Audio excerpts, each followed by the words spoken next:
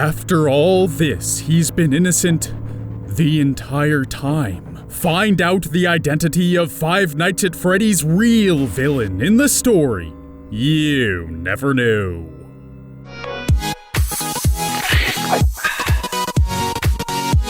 Welcome to part 2 of this epic, mind-blowing Five Nights at Freddy's saga where I do my best to be a less mature version of MatPat. Half the puns, twice the dick jokes. In case you missed part 1, or if you need a bit of a refresher since last Thursday, we proved that the main character in Sister Location, the person you play as the entire time, is the purple guy. There was a bunch of evidence for it, like the purple guy reference in the beginning of the game, our purple eyes at the end, the uncanny resemblance of the purple guy's daughter to the girl that gets killed in the Sister Location minigame, the questions that are asked in between each night, and finally, the question that Baby asks you in the secret ending.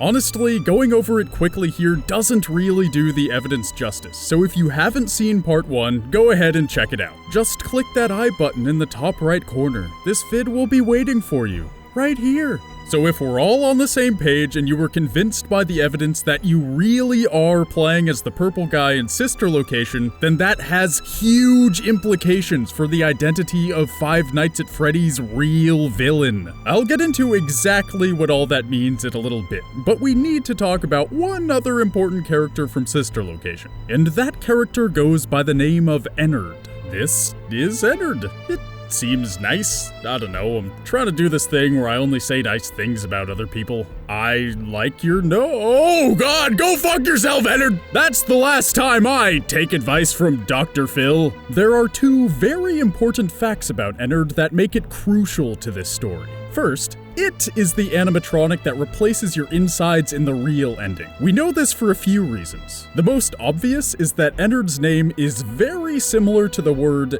innards, which is exactly what this animatronic becomes, your innards. That, again, is pretty ew. Ennard is also the creeper standing in the background of the real ending after Baby has already said that every other animatronic in the building has been scooped. That leaves only one animatronic, Ennard, to get all up in your insides. Add the timing of Ennard disappearing, the protagonist getting scooped, and then us looking in the mirror with animatronic eyes, and it becomes clear that the animatronic inside us at the end of the game is Ennard. So, that's the first important thing to know about this extremely attractive clown thing. The second important thing to know about Ennard is that it is heavily implied to be made up of the other animatronics in Sister Location. I won't spend too much time on this since it's already been largely agreed upon by the FNAF community, but a couple of major pieces of evidence are the teaser graphics showing Ennard with the quote, "There's a little of me in everybody," plus the fact that Baby, speaking through Ennard, says things like,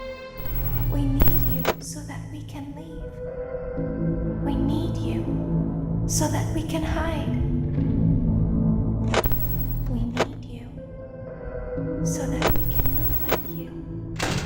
Notice how she says "we," even though Ennard is the only one that ends up inhabiting your body. So we can conclude that Baby, as well as the other animatronics from Sister Location, Ballora, Funtime Freddy, and Funtime Foxy are all a part of Ennard. Got it so far? Ennard, who is made up of Baby and the other Sister Location animatronics, is the thing that inhabits your body by the end of the game. At first, that's merely interesting, but take a closer look.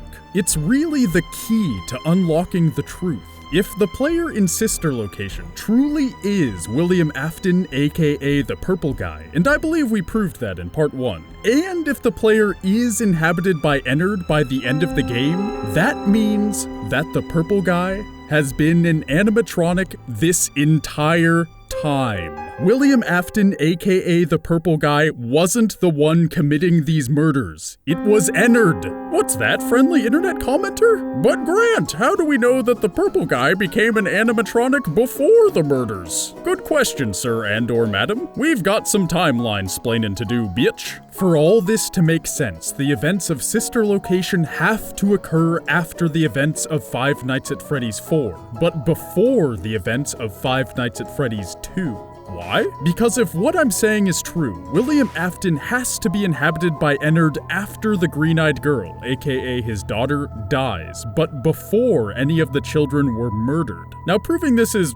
actually pretty simple. Just look at the animatronics that are in the Five Nights at Freddy's 4 minigames. We see Golden Freddy and Golden Bonnie, which are also the Springlock suits. We see these suits in Sister Location too. During Night 4 of Sister Location, we spend the entire night trying not to die by Springlock death, meaning that these Springlock suits obviously exist at the time. Since Golden Freddy and Golden Bonnie are the only Springlock suits we ever learn about, we can infer that we are trapped in either Golden Freddy or Golden Bonnie. But in Sister Location, there are many more animatronics besides just Golden Freddy and Golden Bonnie, and since the overwhelming consensus is that the two golden animatronics were the original ones, this proves that Sister Location comes after the events of FNAF 4. Also, the green-eyed girl is clearly super dead in Sister Location, but is still alive and is being a little shit in FNAF 4. So that's even more evidence for Sister Location coming after FNAF 4 in the timeline. Now let's find out if Sister Location takes place before Five Nights at Freddy's 2, before any of the children get killed. For this, I'd like to direct your attention to one of the animatronics from Five Nights at Freddy's 2, an animatronic that, as far as I can tell, hasn't really been explained. I'm talking about Mangle. Why is Mangle so clearly disfigured and mutilated? And why is Mangle the only toy animatronic to not be in its suit? We get a strange explanation from the game claiming that the reason why Mangle is so messed up is because of children playing with it. But would children really play with something that looks like this? Seems pretty fishy to me. I think there's a more straightforward explanation. Take a look at Funtime Foxy from Sister Location. Now take a look at Mangle. Their faces look nearly identical, especially considering the slight graphical updates that Scott is prone to do between games. I'd go as far as saying they are identical. That's because Mangle is Funtime Foxy. Post-scooping. It explains why Mangle is disfigured and mutilated. It explains why Mangle isn't in a suit. And it means that the events of Five Nights at Freddy's 2, including the first child murdered by the purple guy, come after Sister Location. After William Afton's insides have been replaced with Ennard. William Afton is innocent. Ennard, the animatronic inside the purple guy's skin, is the real murderer. But there's still one question in your head, isn't there? Why? Why would Ennard kill children? Ennard clearly wants to escape, so it could make sense for it to kill adults in its way, but why kill children? For that answer, I'd like you to remember something we went over earlier in this video, just a few minutes ago. Baby is a part of Ennard. And do you remember what Baby says about her programming during Night 3? Let me jog your memory. There were 2, then 3, then 5, then 4. I can do something special.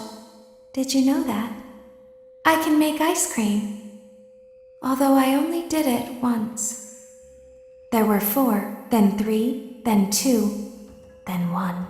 Baby's explanation of what happened, the counting of children until only one is left, then something snaps. That's her describing her programming. Someone clearly programmed her to count children. Why else would she count children in such a methodical, strange way? And whoever programmed her to count also programmed her to kill. Because when that counter goes down to 1, not 0 or 2, 1, something snaps.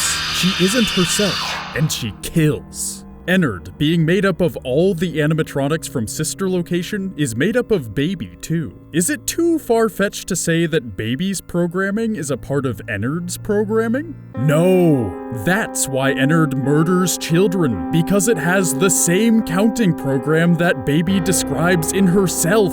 There were 4, then 3, then 2, then 1, and then something snaps. So Ennard, an animatronic designed to murder, uses the purple guy's skin to become the real killer. But can we really blame Ennard for these killings? From the way Baby describes it, it doesn't seem like a choice. These are animatronics after all, not humans, but they were designed by a human. This is it! After all this time, we've unmasked the real villain of the Five Nights universe. Henry, the person ultimately responsible for the murder of innocent children, is the man that created these animatronics in the first place. He's the one that designed Baby's counting program meant to kill children once they were alone. His creation became a part of Ennard, who eventually inhabits the purple guy. And he is why innocent child after innocent child died in those lonely restaurants so many years ago. So don't blame the purple guy for what happened. It wasn't his fault. It was Henry's. That's the story. You never knew. I know a lot of you subscribed to see part 2, and we worked super hard on this one, so I really hope you liked it. And I know a lot of you have some really interesting opinions on this, so please, let me know what you think in the comments below. I'm planning on releasing a follow-up video to answer any questions, talk about interesting comments you guys have, and bring even more evidence that we didn't have time to put into this one. And we have a bunch of other ideas on FNAF that should make for some awesome videos. So subscribe to make sure you don't miss our upcoming FNAF videos. And remember to come back next Thursday for another story you never knew. I have a feeling next week's episode might have a little something to do with 2 franchises you really like. See you next Thursday!